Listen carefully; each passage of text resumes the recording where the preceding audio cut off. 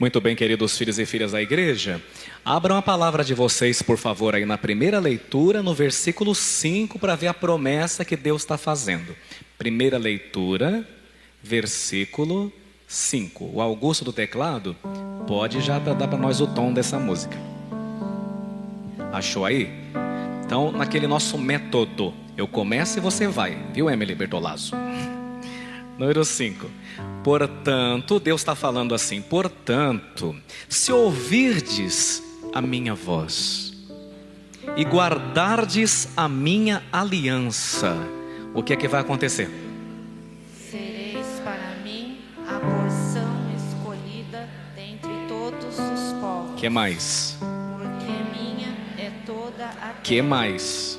E vós sereis para mim um reino de sacerdotes e uma nação santa. É disso que fala a canção, olha. Conhece a música? Deus consagrou um povo escolhido, o amou profundamente desde toda a eternidade, para ser sal e luz, gerar Cristo Jesus no seio da humanidade. Pode baterista com a gente, vai lá, baterista. Deus consagrou um povo escolhido, bonito, o amou profundamente desde todo. Para quê? Para ser sal e luz, que mais? Gerar Cristo Jesus no seio da humanidade. E hoje somos este povo tão amado. Deus nos chama a viver o seu amor, nos convida a todo instante sem cessar e pede a nós o que? Sede santos. Ótimo. Depois, quem quiser conhecer essa música melhor, bota na internet, que é linda para abençoar a sua casa. Fica o teclado pra gente. Veja lá. Na primeira leitura, Deus escolhe seu povo através do magnífico Moisés. Pode abaixar um pouco o teclado, Augusto. Então Deus escolhe seu povo através de Moisés. No Evangelho, Deus de novo escolhe, só que agora um novo povo. Quantos que eram mesmo os apóstolos em número? 12. Mas agora ele escolhe seu novo povo não através de Moisés, mas através de quem? Diácono, você vai ter que proclamar o evangelho de novo, eu acho, viu? Ele escolhe seu povo através de seu próprio filho, Jesus. Tá vendo que bonito? Você percebeu a consonância, isto é, a harmonia entre a primeira leitura lá no Antigo Testamento e o evangelho milhares e milhares de anos depois? Está tudo interligado, tudo conectado, né? E para que Deus escolheu esse povo? A resposta está aí, no 5 e no 6, né? Para a gente ser um reino de sacerdotes, para a gente ser uma nação santa, né? E por fazer parte dessa realidade mística, somos convidados então a corresponder ao chamado, a missão que Deus quer confiar a nós. E qual é a missão que Deus quer confiar a nós? De sermos pessoas que se tornem ou sejam capazes de, em nome de Deus, de se compadecer diante do sofrimento alheio e assim promover o reino de Jesus, o reino de Deus. Sabe quando você escutou Jesus falar no evangelho aí que ele enviou Mateus, né? Quem mais que ele enviou? O Tiago, quem mais? O André e até o Judas, né? Ele enviou todo mundo para quê? Para curar os leprosos, sarar os doentes, expulsar os demônios. Olha que bonito. Deus envia os seus eleitos para que esses eleitos, em nome dele, possam se compadecer do seu povo. E aí fica mais claro, gente, o comecinho do evangelho de hoje. Veja aí o seu evangelho, que é o versículo 36. O evangelho no versículo 36. Olha lá, eu vou começar.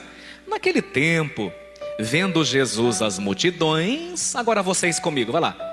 Compadeceu-se delas. Por quê? Porque estavam cansadas e abatidas, como o quê? Como ovelhas que não tem pastor. Fala com o padre, por favor. Compadeceu-se delas. Compadeceu-se delas. Então, gente, compadeceu-se no grego bíblico tem origem numa palavra que significa vísceras ou entranhas. Engraçado, né? Essa palavra compadecer não tem na língua portuguesa, nem em latim. Tem no grego e ela significa então vísceras ou entranhas.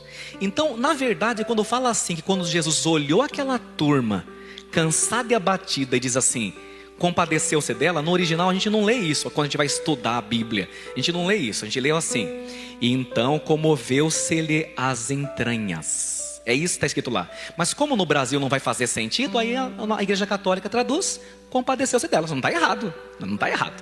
Só que veja que interessante, por diversas vezes no Antigo Testamento, ou seja, nas Sagradas Escrituras, a gente vê essa mesma expressão aí, compadecer-se, quer dizer, comover as vísceras e as entranhas, que essa expressão ser utilizada para expressar, a gente chama isso de hebraísmo, né?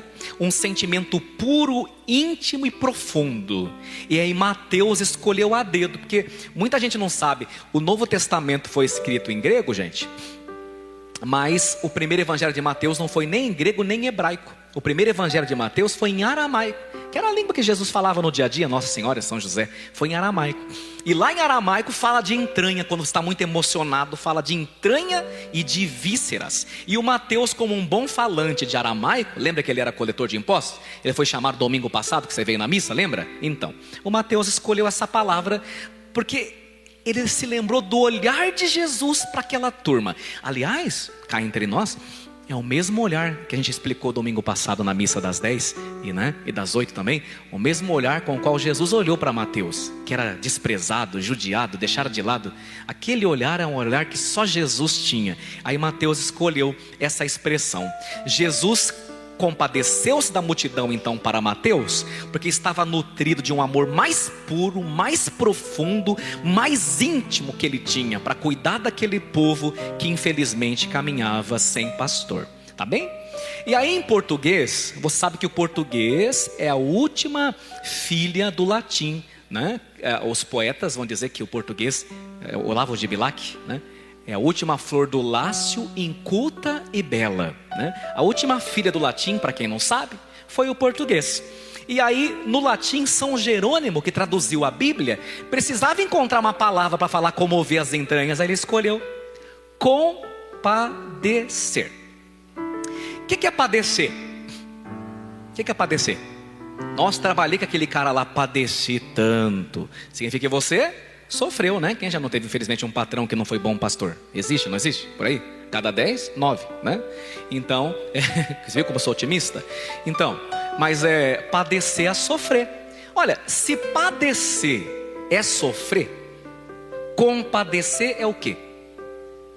Sofrer com. Olha que interessante. Compadecer é sofrer com. Então, compadecimento é uma virtude que Deus nos dá de compartilhar o sofrimento do outro. Ter compaixão, portanto, é não ter indiferença diante da dor, da miséria, da fome, do frio que as pessoas estão passando. É você estar agasalhado, ver a pessoa tiritando de frio e sentir o quê? O frio dela. Isso, gente, é um sentimento divino, porque nos faz sentir o sofrimento do outro como se ele fosse o nosso próprio sofrimento. Mas tomem cuidado, porque compaixão não é a mesma coisa que pena. Compaixão não é a mesma coisa que dó, né? Não, às vezes a pessoa fala, tenha dó. Ai, senti um dó dele. Dó é uma palavra masculina, mas a turma usa como se fosse feminina, né? Feminina. A turma fala, senti uma dó. Tá errado. Senti um dó. E não é dó maior nem dó menor, né? É outro dó, né? O que é esse dó?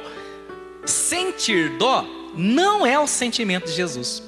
Jesus não olhou a gente indo como ovelhas para o matadouro e falou assim para o pai lá no céu: ai, que dó deles, tadinho, pai, vamos lá dar um jeito nesse que estou com peninha deles, que dózinha. Não, não, não. A dó, desculpe falar e ser sincero, ou dó, não serve para nada. Que uma pessoa que sente dó, ela fala: ai, que dó, ele está passando frio, e acelera, entendeu? Que ela fecha o vidro do carro e liga o ar-condicionado no quente. O dó não faz você se colocar no lugar do outro. O dó é, infelizmente, um sentimento assim de ficar, às vezes, assim de boca aberta com o sofrimento do outro, mas não te mobiliza e não gera ação missionária, não gera ação evangelizadora. E o dó também cá entre nós, no fundo, é você se sentir mais sortudo e abençoado que o outro. Às vezes você vê a pessoa sofrendo com uma doença terminal, não é compaixão, você fala assim: ai, que dó, que dó. Aí fala: graças a Deus não sou eu. Isso não é o sentimento de Deus. O sentimento de Deus é você sentir a dor daquela pessoa e fazer o possível para abrandá-la, isso é, para atenuá-la. E aí, gente, o mundo até tem dó, mas o mundo não tem o quê? Compaixão. Jesus não se limita a ter pena dos homens, mas faz suas as necessidades deles. Olha para a cruz.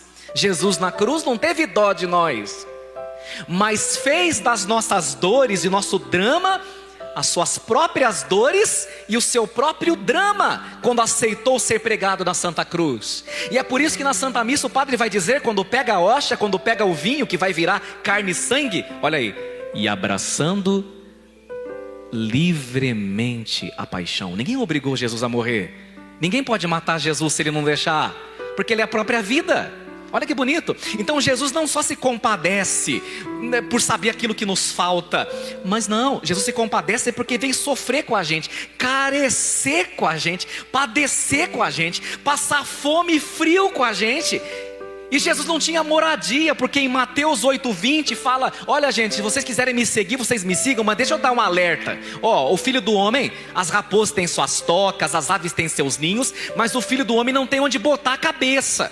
Mas se você quiser me seguir, eu vou te fazer mais rico e mais feliz, não de dinheiro, mas de sentido de vida, de felicidade. Porque eu não sei quem foi que inventou que Jesus deixa a turma rica, porque ele não deixou nenhum apóstolo rico nem milionário.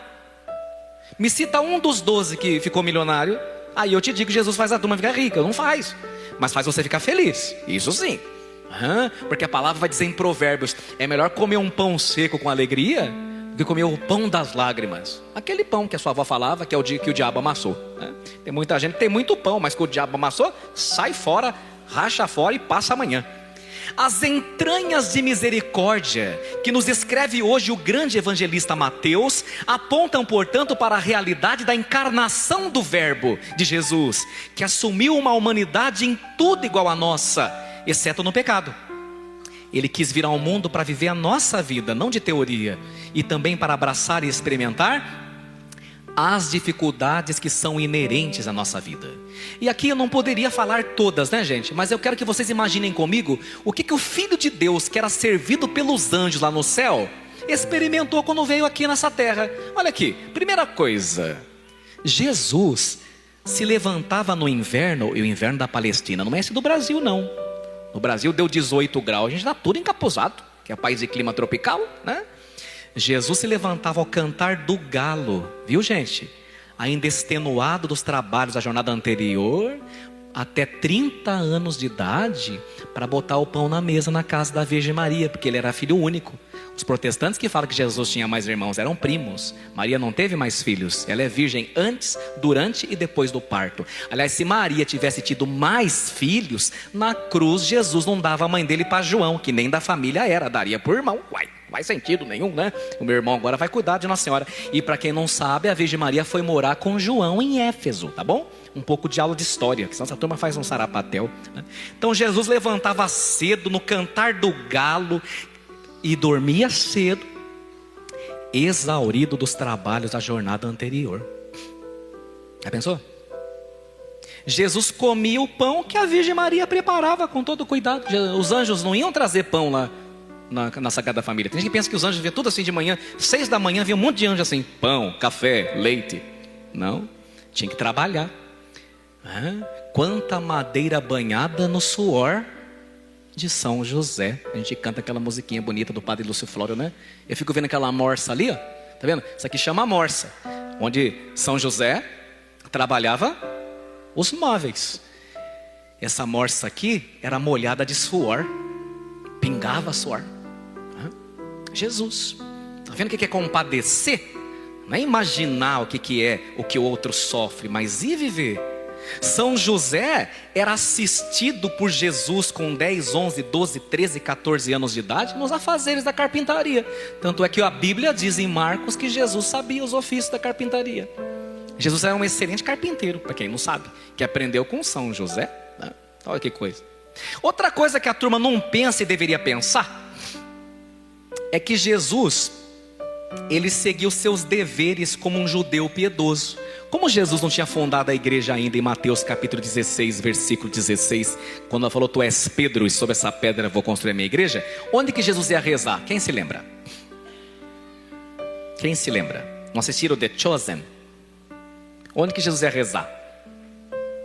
Isso, vocês ficam envergonhados. Na sinagoga. Na sinagoga ele escutava a palavra e lia a palavra igual vocês estão lendo aqui comigo. E ele ia quantas vezes por semana? Uma. Que dia? Sábado, né? Que até então era o sábado. Aí como ele ressuscitou no primeiro dia, virou domingo. Que Jesus não ressuscitou no sábado. Quem guarda o sábado está no Antigo Testamento. Quem guarda o domingo está no Novo, né? Porque Jesus ressuscitou no primeiro dia da semana. Por isso que a Páscoa é domingo. Todo domingo é Páscoa semanal. Sábado depois das 6 horas da tarde já é domingo. Vocês todos aqui já estão no domingo. Então você veja que interessante. Jesus era religioso e cumpria seus deveres de religioso. Só para você entender. E a missa, aspas, e a missa todo fim de semana, sendo o Filho de Deus, para ensinar que você também não pode ver sua vida sem ir na igreja. O Filho de Deus ia na igreja, como é que você não vai? Como é que você consegue passar sem a igreja? Deus o livre, está querendo ser maior que Jesus?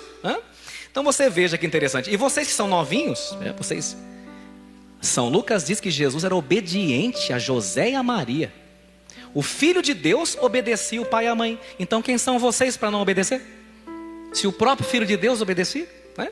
Era submisso a eles em tudo, obediente, educado. Olha que bonito. Então com seu coração de carne, Jesus tem compaixão de nós, que somos ovelhas sem pastor muitas vezes em nossa vida. Por isso que o autor da carta aos Hebreus, no Novo Testamento, no capítulo 4, vai dizer assim: não temos em Jesus Cristo um pontífice incapaz de se compadecer das nossas fraquezas. Ao contrário, passou pelas mesmas provações que nós, com exceção do pecado. E aí o autor da carta aos Hebreus vai dizer: aproximemo-nos, pois, confiadamente do trono da graça, a fim de alcançar misericórdia e achar a graça de um auxílio oportuno. O que significa isso? Jesus se importa com você. Por isso, não sem razão, nós cantamos o salmo de hoje, que é o Salmo 99. Nós cantamos o refrão. O que diz o refrão do seu salmo aí? Fala em voz alta, que é a palavra de Deus. Nós somos o povo e Ele se interessa por nós e Ele cuida de nós. Amém? Tudo isso é lição. Agora, como é que você vai viver isso na sua vida até sábado que vem? Vamos responder. Mas para responder, eu vou fazer uma pergunta que não é muito fácil. A primeira até que é fácil. Respondam para mim: no céu tem tristeza? Sim ou não? Não. No céu tem sofrimento? No céu tem dor? Não. Ok. Nível intermediário. Deus é feliz? Mais ou menos. Fala: credo, o padre ensinou heresia. Calma, espelha moral bico. Deus não é feliz. Deus é a própria felicidade. Deus é muito mais do que alegre, porque Ele é o quê? Deus não é vivo, Ele é? Deus é mais que santo, Ele é? Santidade, né? Então Deus é a própria felicidade. Tudo bem. Agora, a nível difícil, se Deus é santo, é perfeitíssimo, no céu não tem dor, não tem tristeza, responda para mim: Deus pode sofrer? Porque veja bem, quando que uma pessoa sofre? Geralmente, quando lhe falta alguma coisa. Por exemplo, você fica doente e faltou o quê? Saúde. Levou um fora, faltou o quê? O crush, né? Sempre você está sofrendo por alguma coisa, né? Por exemplo, você está com muita fome, desnutrido, faltou o quê? Comida. Vocês concordam comigo que a gente só sofre quando falta alguma coisa? Ué, pensa em qualquer sofrimento que vier na sua cabeça aí agora. Pensa em algum. Pensa aqui, dor de cabeça, gente internada, gente que levou um fora, gente que o filho brigou. Todo sofrimento implica o quê? A falta de alguma coisa. Mas pode faltar alguma coisa a Deus? Sim ou não? Não, porque Ele é Deus. Então como é que Deus se compadece? Como é que Deus sofre? Eu fiz essa pergunta para os seminaristas lá, mas falei que para eles só vou responder segunda-feira. O Pedro já vai receber a resposta aqui. Muito bem, mas não conte para os outros. Então você veja, a resposta mais bonita a essa pergunta é de São Bernardo de Claraval. Quando comentando o livro Cântico dos Cânticos, ele diz, eu peço desculpa para falar como está no original, não importa você não entender, que eu já vou explicar.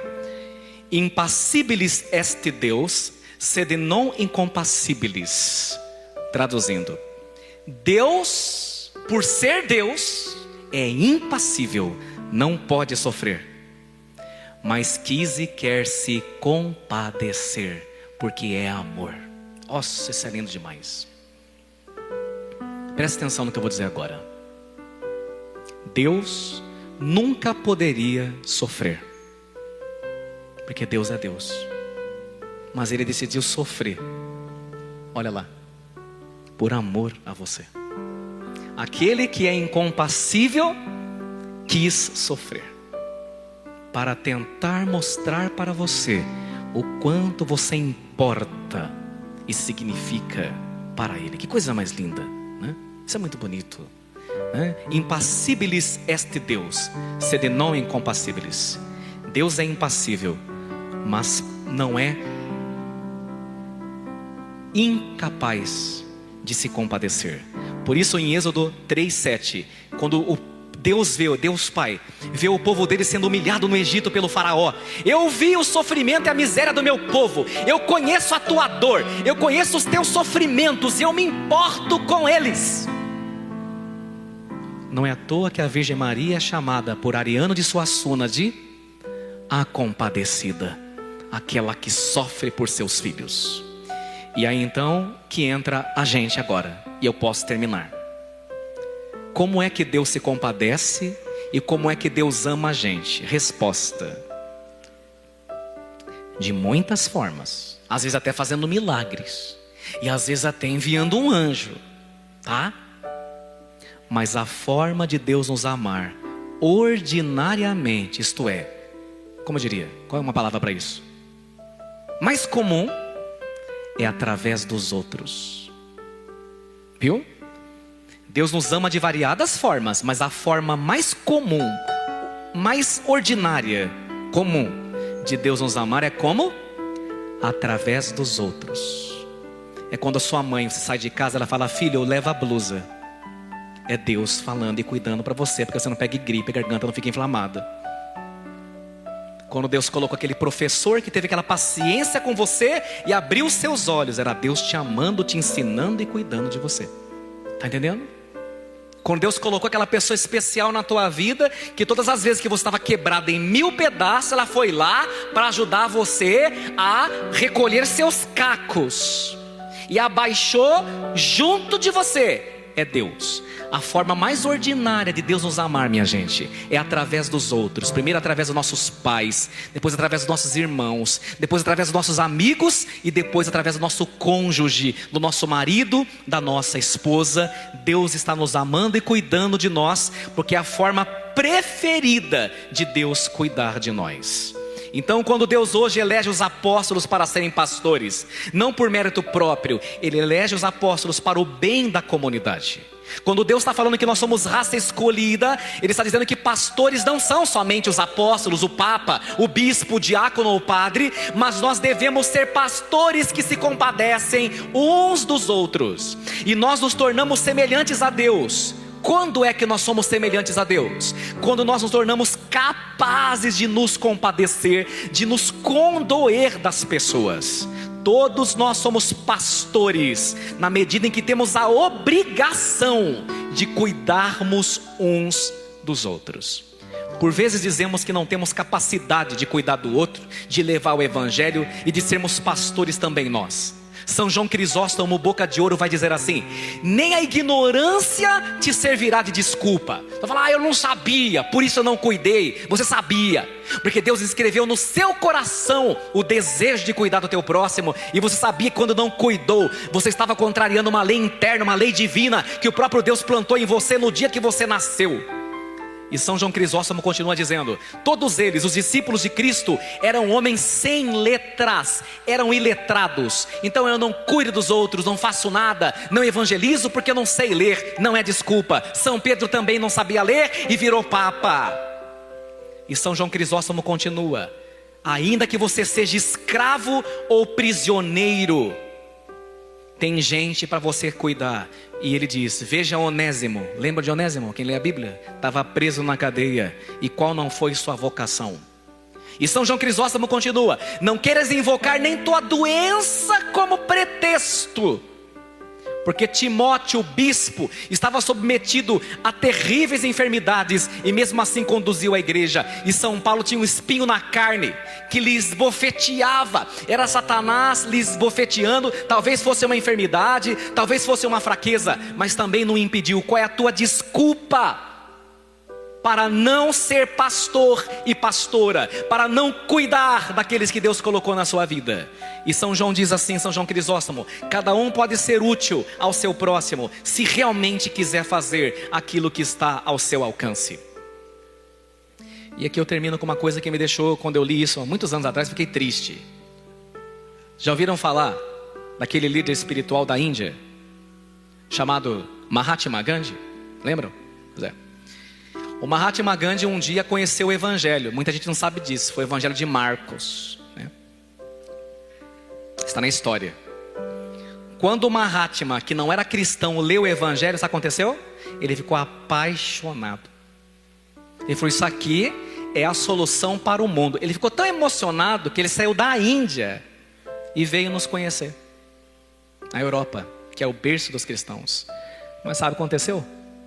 Quando o Mahatma conheceu a gente, se matando, fazendo guerra, jogando bomba na cabeça do outro, se odiando, comendo um a outro vivo, Mahatma pegou o evangelho, fechou e disse: é lindo, mas é apenas uma teoria. E perdemos um grande líder por causa do nosso contra-testemunho, porque nós não cuidamos como deveríamos uns dos outros. Não sei se alguns de vocês já fizeram experiência de oração. Alguém já fez experiência de oração? Levanta a mão. Ok. Quando você faz um retiro desse, experiência de oração, ou você faz um retiro bom mesmo, você sai de lá querendo salvar o mundo.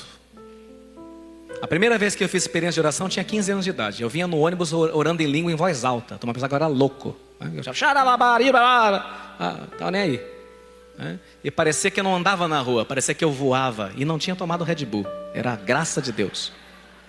Verdade. Eu falei: agora nada e ninguém pode comigo, porque eu estava embebido, mergulhado no Espírito. Pena que dura pouco, né? Dura pouco, porque a gente é pecador. E tinha um menino, um jovem, 16 anos, que ele fez a experiência de oração. Pronto, saiu de lá e falou: amanhã eu vou ser padre, vou ser pregador, já estou pronto, preparado. E saiu. E aí pegou a Bíblia, começou a ler. A mãe começou a ficar nervosa, porque o menino só queria saber de ler a Bíblia, mas arrumar a cama não arrumava. Toalha molhada em cima da cama. E li, sabia, Evangelho de Marcos, decor. Alguma coisa não fede mais, não cheira bem, né? Aí um dia ele foi lá em missão, porque o padre da paróquia dele enviou a molecada de 2 em 2 nas casas. Foi em missão e todo motivado, e pregava, e chorava, bonito de ver. Só que daí, no meio do caminho, um homem sofreu um acidente, e não tinha ninguém na rua, só ele, que o amigo dele teve dor de barriga, deixou ele sozinho. E ele desesperado, e o rapaz tinha batido a cabeça, estava uma poça de sangue, e o rapaz estava meio desacordado, meio acordado. Aí ele falou, bem, ele vai morrer, o que eu vou fazer? Vou falar para ele se converter e aceitar Jesus. Ele falou assim, olha, eu vou ler para você Mateus 16. O homem abriu um olho e falou assim, chama a ambulância. Parece piada, mas não é. Aí ele pegou, olha, qual é o número? O homem com a cabeça. Falou, ligue lá, ligou. Daí ele falou assim, bem, então eu já estou indo. Falei, fica aqui comigo. Ficou ali. Aí chegou a ambulância. Daí ele falou assim, antes de você ir, eu posso ler para você Apocalipse 12? Ele falou assim, vai comigo. Falei, para onde? Para o hospital, entra aí. Eu? Mas nem sou da sua família? Entra. Ele entrou, foi aquela ambulância, ele lá dentro assim.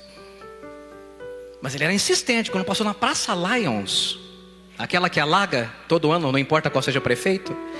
Aí, quando chegou na Praça Lions, ele falou assim, posso ler para você João 13, 12? Eu falei assim, não, fica comigo, segura minha mão, eu estou com medo. Tá bom. Aí chegou no hospital, né? Ficou lá, e até liberar a vaga. Você sabe que também para conseguir uma vaga no hospital tem que rezar para Santa Filomena, para todos os santos, né? Aí, mesmo com convênio, que é um SOS de carteirinha, né? Aqui em Sorocaba. Mas não, aí conseguiu. Aí o rapaz falou assim, com dificuldade, eu não tenho ninguém em Sorocaba. Ele falou assim, fica comigo? Eu falei assim, mas eu vou posar aí? Tá bom. Aí ele ficou ali, né? Não sabia o que fazer, molecão, mas conseguiu autorização, não tinha ninguém. Vai ali mesmo, para ajudar o homem, né? O homem estava, né, já tinha uma certa idade. Aí ficou ali, sentou naquela cadeirinha dura que tem, né? Falou assim, viu? E Lucas, posso ler?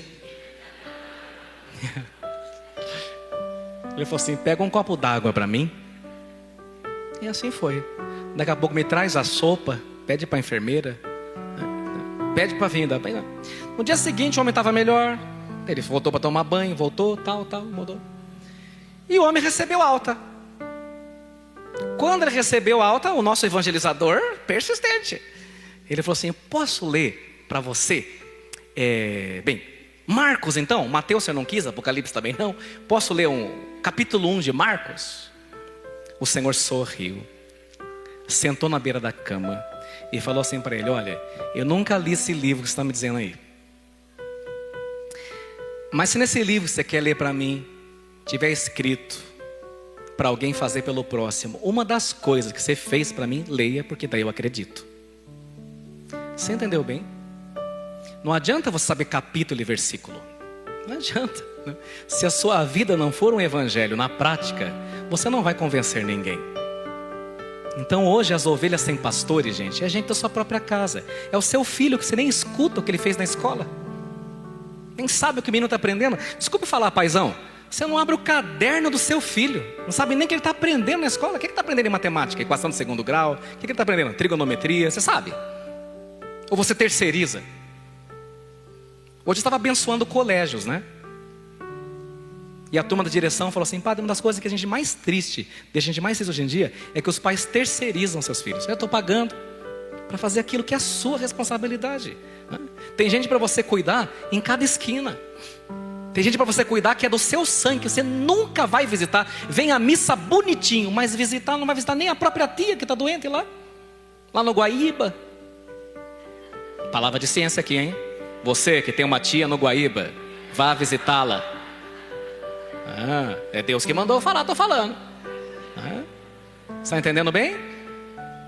E se continuar, eu vou perguntar quem é você. Mandar vir aqui na frente. Tô brincando. Está entendendo bem? Então, muitas e muitas vezes as pessoas veem que você é uma pessoa de igreja, mas não estão convencidas. Sabe por quê? Porque você ainda não é uma pessoa capaz de se compadecer das pessoas que Deus faz cruzar a sua vida, o seu caminho. E é preciso rever esse conceito. Senão, as ovelhas sem pastores, de repente, serão a turma com a qual a gente convive. Deus nos livre desse mal. Assim seja. Amém. Fica pensando um pouquinho aí.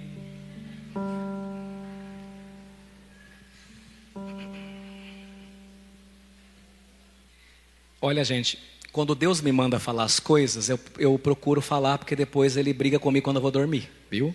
Ele pega no meu pé, me acorda 3 da manhã e eu quero dormir. Tá bom? Então Deus está falando assim para nós hoje e para mim também, que sou padre. Deus está mandando, nessa semana, no máximo na outra, vá visitar aquele tio ou aquela tia que está esquecida por você. Tá bem? Vá visitá-lo. Se possível, leva um bolinho para comer junto. Tá bom? Deus que mandou, estou só repassando.